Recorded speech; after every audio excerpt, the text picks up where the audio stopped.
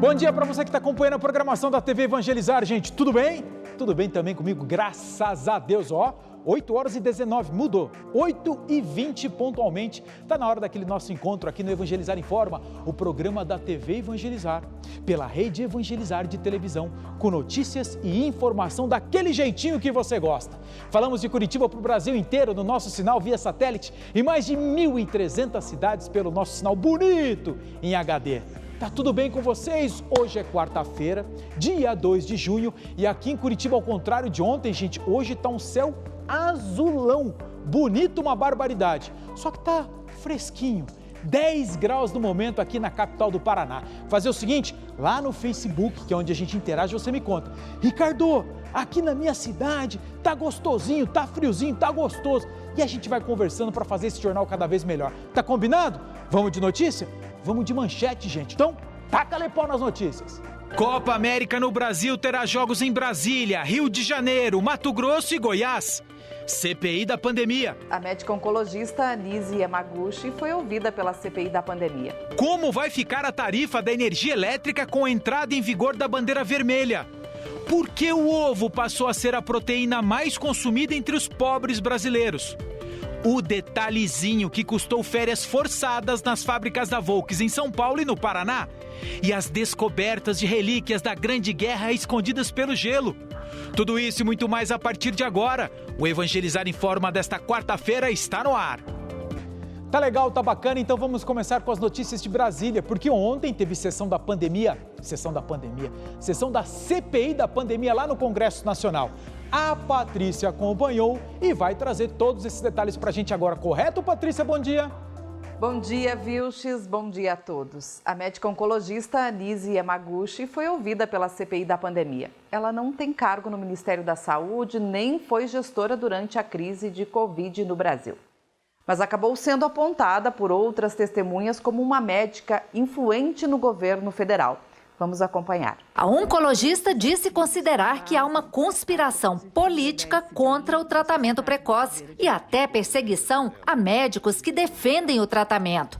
Disse que o presidente perguntou a ela sobre cloroquina e ela disse que os médicos estavam divididos.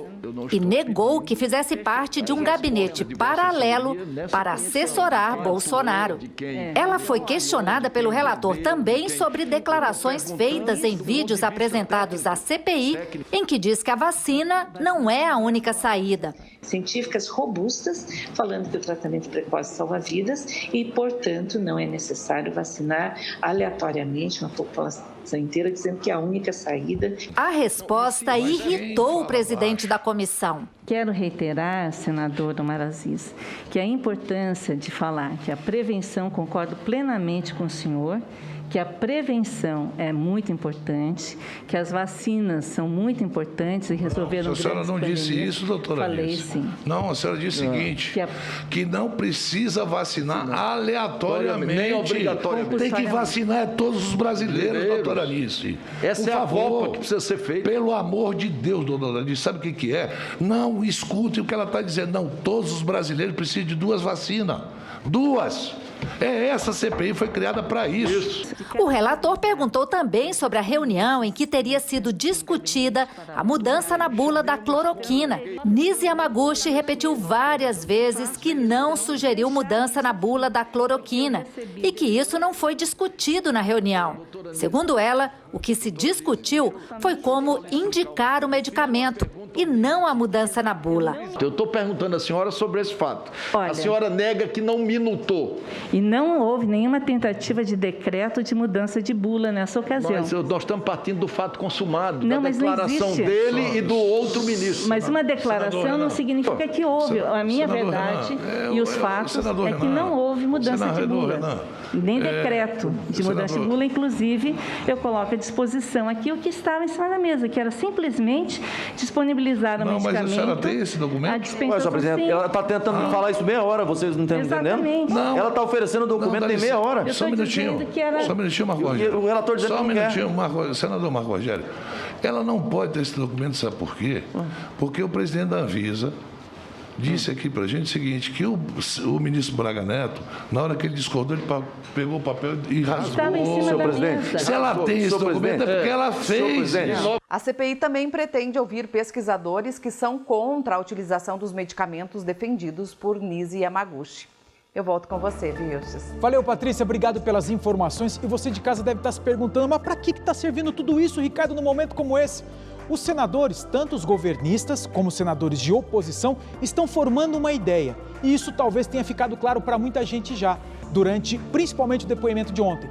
Os senadores querem ter a certeza que, de fato, o núcleo duro ali do presidente da República foi aconselhado por profissionais de saúde a lidar com essa pandemia. E profissionais que não necessariamente faziam parte do Ministério da Saúde. E a Nise Yamaguchi é uma dessas profissionais. Tudo isso está ficando claro na CPI. Tá aí, o que vai acontecer agora, Ricardo? Bom, a gente tem que esperar. Vai sair um relatório final ao longo desse trabalho aí. Vamos aguardar. Vamos falar agora de uma situação aqui que envolve o Paraná, envolve São Paulo também, envolve trabalhadores como um todo, porque a Volkswagen, gente, uma das maiores montadoras de carros do Brasil, parou a produção aqui em São José dos Pinhais, que fica aqui na região de Curitiba, e Taubaté, lá no Vale do Paraíba, em São Paulo. Bom, o que aconteceu, Ricardo? Olha por que a produção parou. Acompanhei. Tá vendo esse metalzinho pequenininho na ponta dos dedos da foto? Isso é um semicondutor utilizado pela indústria automobilística na produção de carros. Todas as informações elétricas e eletrônicas passam por esse negocinho aí e está em falta.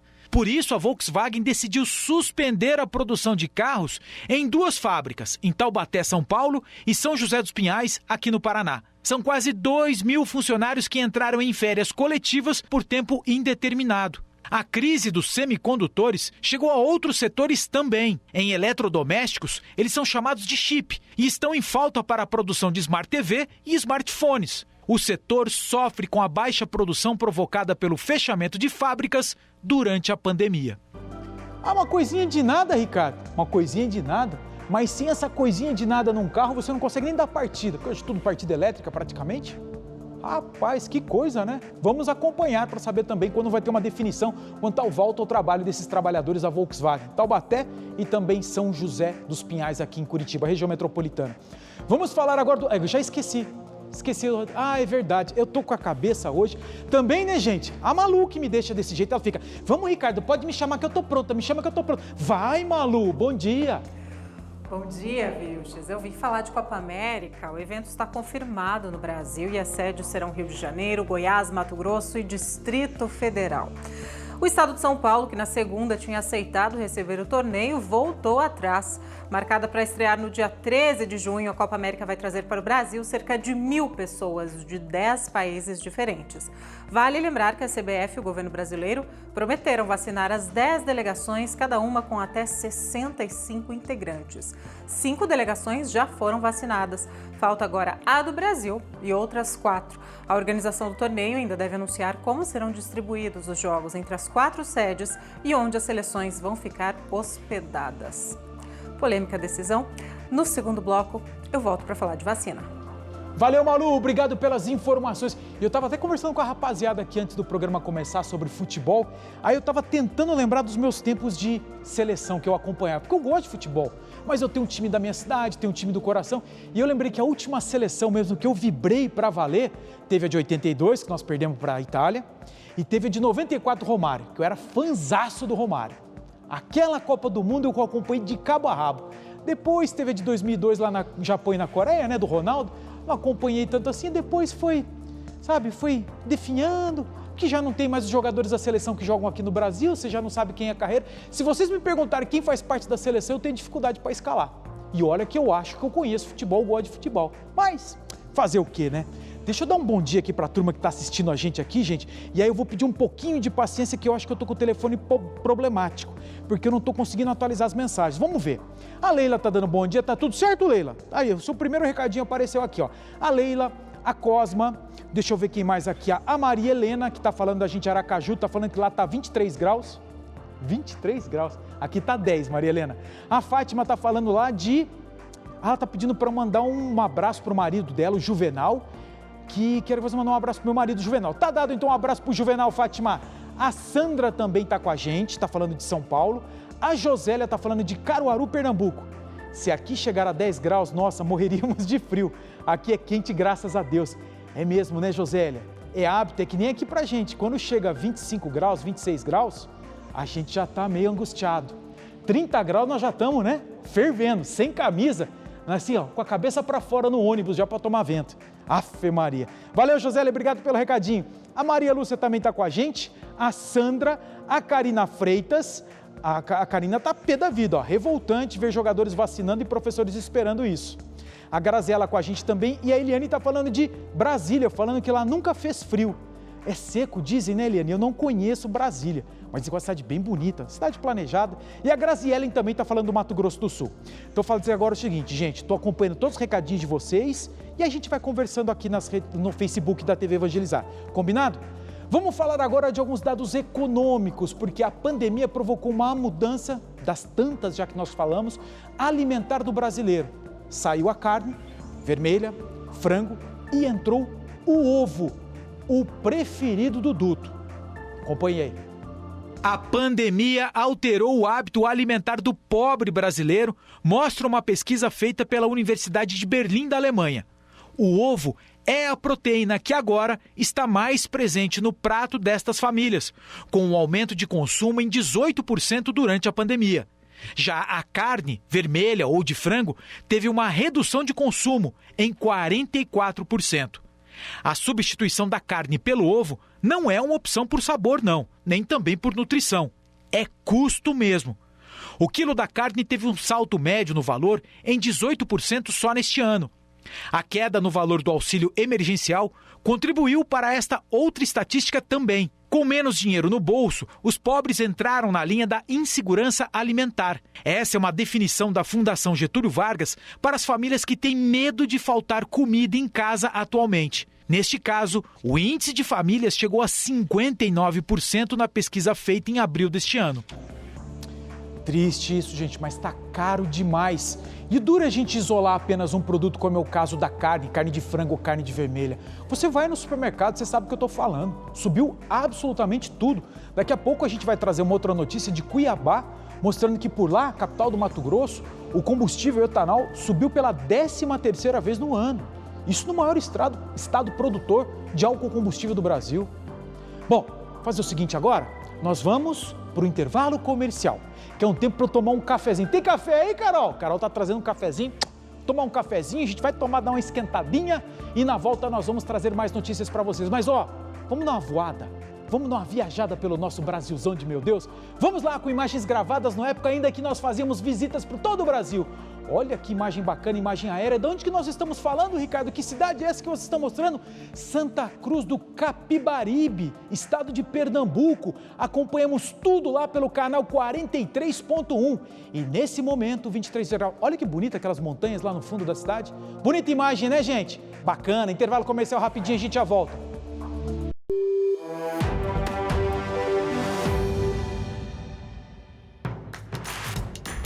Não perca mais os vídeos da TV Evangelizar. Inscreva-se já.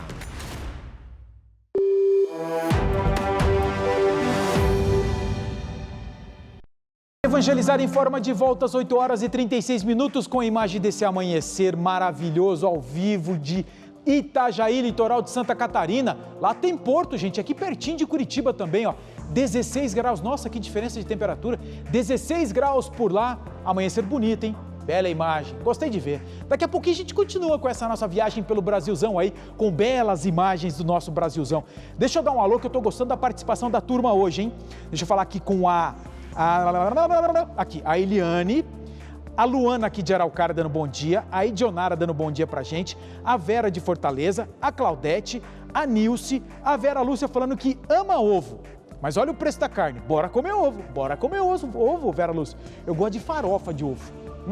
Bacon, ó, manteiga, farinha de mandioca, bacon, ovinho e pôr uma calabresinha bem cortadinha, ó. Ai, que delícia! 8 horas da manhã nós falamos de comida. Meu Deus do céu. O Adivaldo tá com a gente aqui falando do que gosta do jornal, tá falando de Alto Paraná. Luiz Antônio também tá falando o seguinte, ó, Ricardo, do jeito que a coisa tá indo, o pobre nem ovo vai poder comer. Fala isso não, Luiz Antônio. Escuta coisas vão melhorar. Eu acredito, rapaz, eu acredito. A Fátima com a gente também de Fortaleza. A Juzelane tá falando de Antonina, gente. Antonina fica aqui no litoral do Paraná também. Não tem uma prainha de nada, tem um porto lá. Cidade super simpática, cidade histórica que tem aqui no Paranazão. Vale a pena você conhecer também. Abraço, Juzelane, obrigado pelo recadinho aqui, tá bom? Vamos com notícia? Vamos. Nós vamos falar agora de um trabalho, uma pesquisa que está sendo feita pelos estudantes da PUC, a Universidade Católica lá de Belo Horizonte. Eles querem saber, gente, o impacto da pandemia no dia a dia dos nossos cachorrinhos em casa. Acompanhe aí. Para quem gosta de cachorro, o assunto é sério, seríssimo. Quais os efeitos da pandemia na vida dos cachorrinhos? A pergunta está sendo feita por estudantes da PUC de Minas Gerais para quem mudou a rotina de trabalho no último ano. O home office, trabalho em casa, pegou para algumas funções. E essas pessoas estão mais presentes em casa, fazendo companhia e dando mais atenção aos cachorrinhos. A partir desta nova rotina, os pesquisadores querem saber se e como mudou o comportamento do cãozinho também. Estão mais tranquilos? Dormem com mais frequência? Para quem aos poucos está voltando à rotina de trabalho fora de casa, há um risco. Os cachorrinhos podem ficar mais ansiosos com a separação. E aí, os sintomas podem aparecer na forma de fazer xixi fora do lugar, quebrar as coisas da casa. O estudo ainda está em aberto e você de casa pode participar. Basta ligar para esse número aí, DDD 31 e o número 3319-4517. É da Pontifícia Universidade Católica de Belo Horizonte. Lá eles darão as instruções para você participar. Ah, rapaz, lá em casa, vou te falar, a Paçoca e o Dadinho estão felizes da vida, porque tem gente em casa 24 horas por dia. Se eu não estou em casa, tá minha mulher lá cuidando deles. Eles estão adorando essa história de pandemia. Estou adorando também a participação das pessoas aqui, ó. A Auristela tá falando o seguinte, ó, o ovo vai permanecer no cardápio do pobre muito tempo, mas daqui a um tempo tá reclamando do preço, que ela já tá falando que pagou R$10 e agora já tá quase R$20 lá em Paulista, Pernambuco, a dúzia do ovo. Valeu, Auristela. Também aqui deixa eu ver, Ricardo, quem sai ganhando com isso são as pessoas que não gostam muito da carne e amam comer ovos, que além de barato, faz bem à saúde também. Quem tá falando isso é o Gims. A Gims aqui de Maranguape, no Ceará. E o Adivaldo falou o seguinte, a Olga Bongiovanni está ensinando o Vilches a fazer farofa, só pode. Ah, rapaz, e não, é cada receita bacana, a gente tem que ficar esperto, né? Tem que se virar em casa. Um abração para você, Adivaldo, tô gostando de ver. Vamos fazer um giro de notícias, giro de informações pelo Brasil? E começando com uma notícia não tão agradável, mas uma prestação de serviço, que a gente entrou em bandeira vermelha. A energia elétrica, a luz, tá mais cara. Então tem que ficar atento aí para economizar, né, gente? Como é que é aquela história que a gente aprendia quando era piazinho?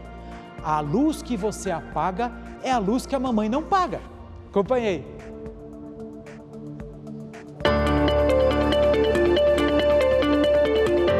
Começou a valer a bandeira vermelha no consumo de energia elétrica no Brasil. A partir deste mês, cada quilowatt-hora consumido estará 6 centavos mais caro. O aumento foi autorizado pela ANEEL, que fala em desabastecimento por falta de chuvas no sul e sudeste.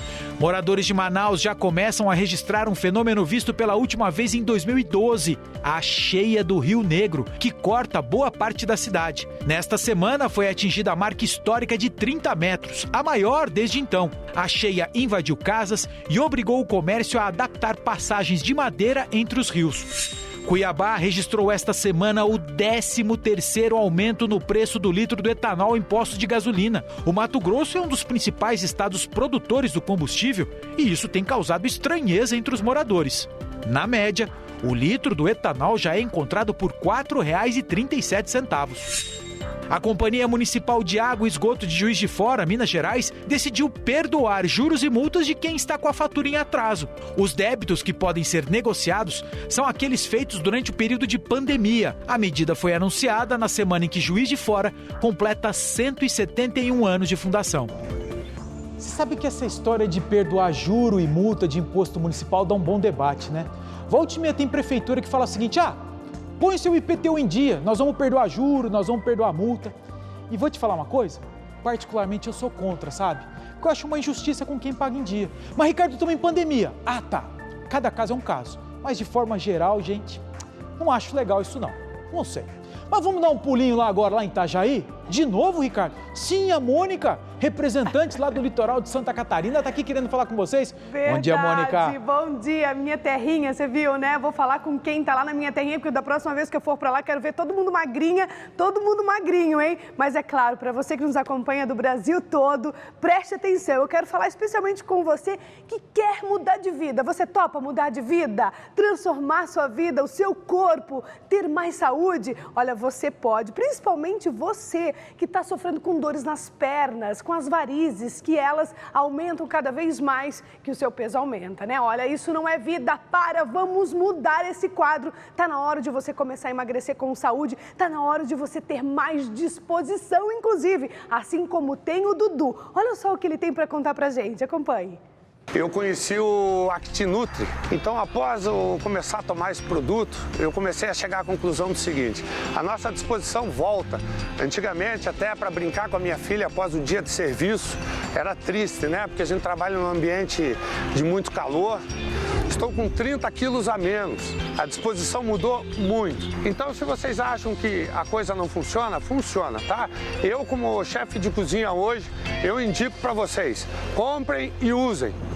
Isso mesmo, compre e use porque dá resultado. 2 cápsulas antes do almoço, 2 antes do jantar, pronto, você já vai começar a sentir a diferença. Porque o ActiNutri, ele revoluciona a forma de emagrecer rápido e com saúde, tudo vai mudar na sua vida. Você vai ter mais disposição, seu metabolismo vai ficar acelerado, vai te dar mais saciedade, sua pele vai mudar, o funcionamento do seu intestino. Então, o que você está esperando? Já passa a mão no telefone e liga no 0800 006 4242 porque tem uma promoção fantástica para isso, hein? Na compra de qualquer kit você tem um descontaço e ainda leva o cálcio. É presente para você que ligar agora no 0800 006 4242. É só falar para uma consultora de emagrecimento que você quer mudar de vida, porque você vai ter esse descontão e esse presente que é o cálcio, tá bom? Tá legal, hein, Ricardo? Tá fácil para emagrecer, hein? Facinho, facinho. Valeu, Mônica. Obrigado pelas informações, obrigado pela participação. Obrigada a você. Deixa eu dar mais um bom dia aqui para Maria Celina, para Zenilda, para Silene de Quixadá, para Sandra Rosa,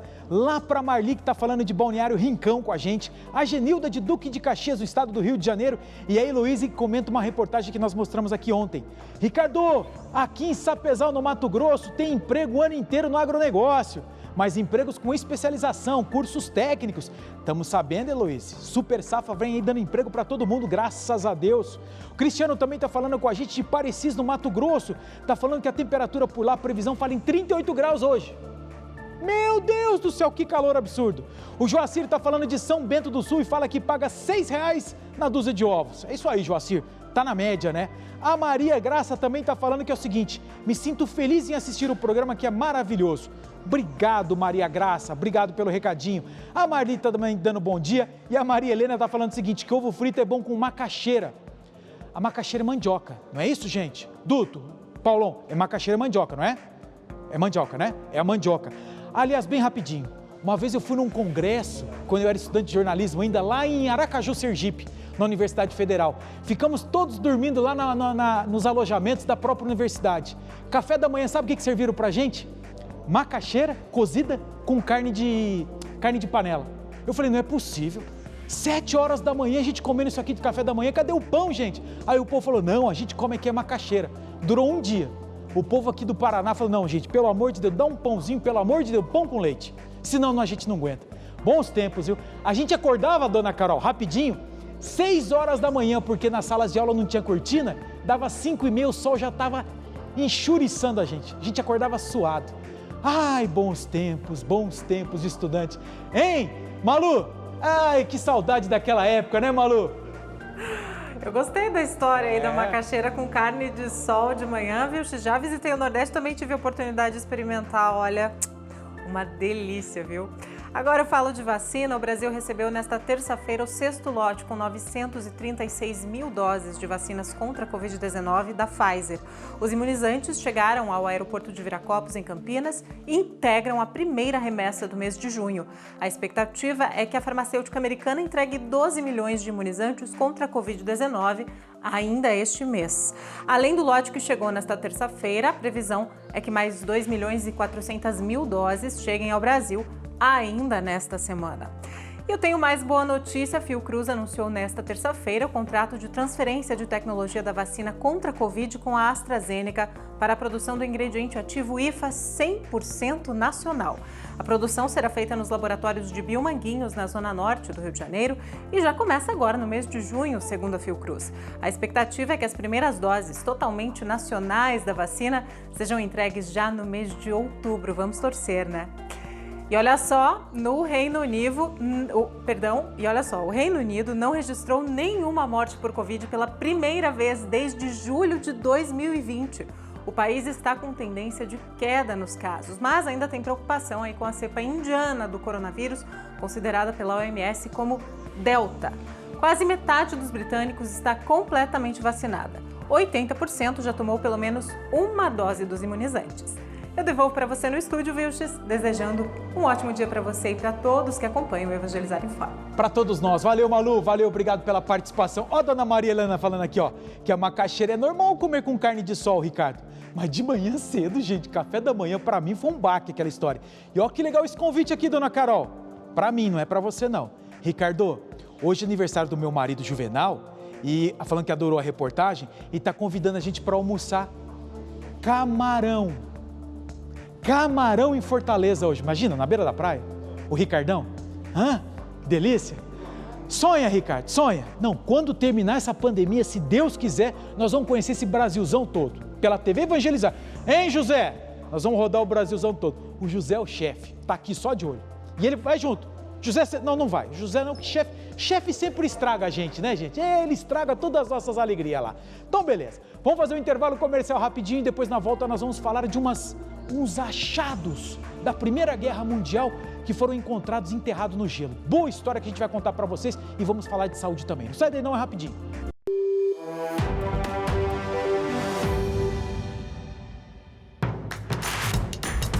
Não perca mais nenhum vídeo da TV Evangelizar. Inscreva-se agora.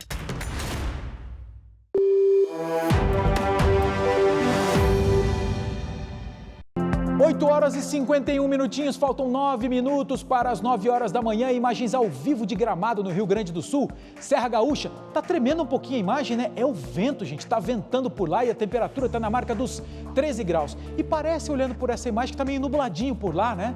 Tá nublado. Aqui tá sol. Aqui está um sol ardido, uma temperatura baixa em Curitiba, 10 graus. Deixa eu dar um bom dia aqui para a Luana, para a Sueli Krieger. Bom dia, guri. Bom dia, Sueli. A Terezinha dando um bom dia. E olha que recadinho bacana aqui da Lidiane, falando de Governador Valadares, e a Elisângela. Ricardo, aqui no Nordeste tem que ter comida com sustância. Macaxeira, inhame, abóbora, cuscuz. E contando com as misturas de várias carnes. E eu não sei, você acha que eu não tô louco para conhecer essas bandas aí?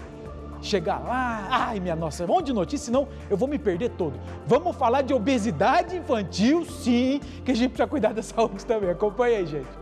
Não são só os números na balança que preocupam, mas também as estatísticas sobre a obesidade infantil. A previsão é de que até 2025 serão 75 milhões de crianças obesas no mundo, um risco para a saúde dos pequenos. Eu recebo muita criança que eu não recebia antigamente, com dificuldade respiratória. Então, tem criança que tem apneia do sono por excesso de peso. Isso sem contar com as dores articulares, né? A menor agilidade, a menor disposição de fazer um exercício físico, e daí ela vai só piorar esse quadro. No Brasil, 1 em cada 3 crianças já está acima do peso. O problema é que na vida adulta as consequências são ainda mais graves. O auge, né, desse distúrbio metabólico, o diabetes tipo 2, ele é bem premente. Nós temos pessoas que tratam as dislipidemias, né, que era também o cerne do problema, o motivo maior era tratar o índice de massa corporal elevado do que ficar tomando as simvastatinas, né, e outros medicamentos. Além disso, é uma pessoa que se predispõe a uma série de doenças oncológicas, né, Todos os cânceres envolvendo hormônio, né, acabam tendo um link com a obesidade. O principal fator de risco é uma dieta desequilibrada. E não podemos esquecer que a responsabilidade do que está na mesa é dos pais, que devem evitar alguns alimentos. As bolachas recheadas, margarina, alimentos congelados no geral. A gente tem uma frase na nutrição que fala assim: quanto maior o prazo de validade dos alimentos, menor a sua qualidade de vida. O acompanhamento médico é essencial para tratar o sobrepeso. Acompanhamento com o pediatra no consultório, vendo exatamente os gráficos. A gente tem que preencher aquele gráfico do índice de massa corporal, ou então a cintura, né? Medir a cintura da criança. Essa medida deve ser metade da sua altura. Quando está mais, já é um sinal de alerta. A alimentação, ela conta, né, com 80% dessa melhoria aí nas medidas, né, e na saúde. O exercício físico é 20%. Mas será que uma guloseima é permitida de vez em quando? Claro que sim, mas sempre com moderação. Se a criança pede uma bolacha para um momento de filme, por exemplo, pode ser dado, mas você não entrega o pacote inteiro, você porciona a quantidade de bolachas que é o ideal para aquela criança. Ela quer uma bala, você não entrega o pacote inteiro, você porciona uma quantidade e diz: filha, é isso que tem para hoje. É isso que está à disposição. Como nós avançamos nesse assunto, né? Porque na minha época, na minha geração, eu lembro daquelas fotinhos que a gente via enquanto criança. Pô, eu era um piazinho pançudo, bochechudo, gordinho mesmo. E todo mundo falava que gracinha, que belezinha. E na verdade, quando a mãe precisava ter descanso, era botar o piá assim na frente da televisão, dar um pacote de bolacha recheada para ele e falar: vai, fica aí, me dá paz. Como mudou, né? Essa consciência, esse avanço da ciência, essa importância da conscientização das pessoas. E a gente tem que dar esse cuidado e criar hábitos saudáveis nas crianças desde pequititinho, né? Para aprender mais saudável, cuidando, tendo esse tipo de preocupação. Ainda bem que evoluímos nisso daí também. Deixa eu dar um bom dia aqui também para... Eu parei aqui na Fátima Cruz, na Jusilene, que está falando que é o seguinte, que o ovo na casa dela não falta. Ó, maçã, banana e ovo.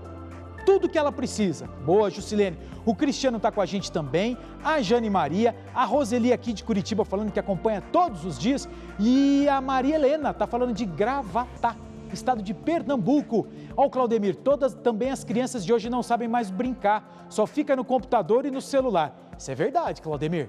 Faz um bem a criançada correr atrás da bolinha de bets, né? Ô, rapaz, futebolzinho de rua. Nossa, falando de futebolzinho, vamos falar aí de esportes, futebol e a participação dos times brasileiros na Sul-Americana e também na Libertadores. Taca-lhe pau, Robertinho!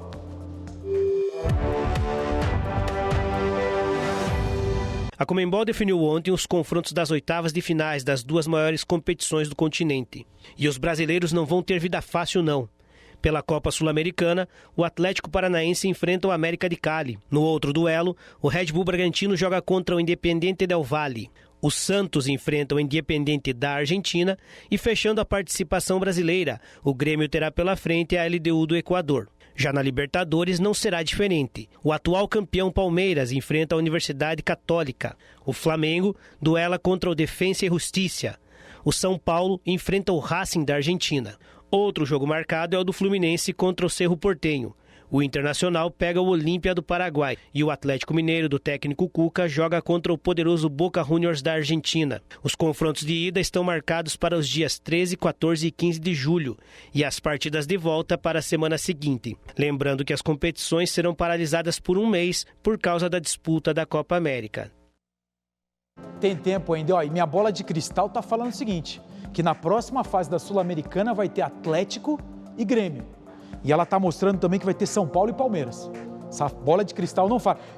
E ela tá mostrando que o Palmeiras vai ser eliminado de novo pelo São Paulo. Não adianta brigar, ela que tá falando aqui, minha bola de cristal. Gente, vamos falar agora de descobertas que foram feitas lá na Itália de objetos que estavam enterrados numa geleira e que foram encontrados agora. E os pesquisadores descobriram que se tratavam de objetos da Primeira Guerra Mundial. Acompanhe. Dá só uma olhada nessa caixa de madeira. Ela foi preservada no gelo desse jeito por mais de 100 anos. Dentro, pesquisadores encontraram munição utilizada na Primeira Guerra Mundial. Soldados do Império Austro-Húngaro montaram trincheira nos Alpes que dividem a Itália da Suíça e por lá só saíram em 1918, com o final da guerra. Deixaram para trás objetos utilizados no dia a dia no fronte e que agora estão sendo catalogados por italianos. Nestas latas enferrujadas ficavam guardadas comida para o batalhão. E aí, em muitas caixas, viam instruções de como usar os objetos, que ainda era uma novidade para os soldados. A intenção é mandar o material encontrado para um museu de relíquias da Primeira Guerra que fica na Itália. Gente, já são 9 horas? Por isso que o Padre João já está aqui desesperado, falando: Ricardo, entrega, entrega, entrega. Entrega o Padre. Olha ele aí, ó. Tchau, tudo bem, tchau. Padre? Já tô indo, deixa eu me despedir do pessoal. Aí ele fica lá: o Ricardo, para de falar que você tá falando mais do que o homem da cobra hoje. Gente, não é verdade isso não, hein? Não Chega. acredito. Programa Com a Palavra com o Padre João, agora começando coladinho com Evangelizar em Forma, tá combinado? Nós encerramos aqui, desejando a todos vocês uma excelente quarta-feira, uma abençoada quarta e voltaremos amanhã, Corpus Christi. Voltaremos sim, ao vivo, com tudo aquilo que você precisa saber para ficar muito bem informado de manhã cedinho. Amanhã tem programação especial, mas estaremos aqui sim. 8h20, tá bom, gente? Ótima quarta, até amanhã, se Deus quiser. Fui!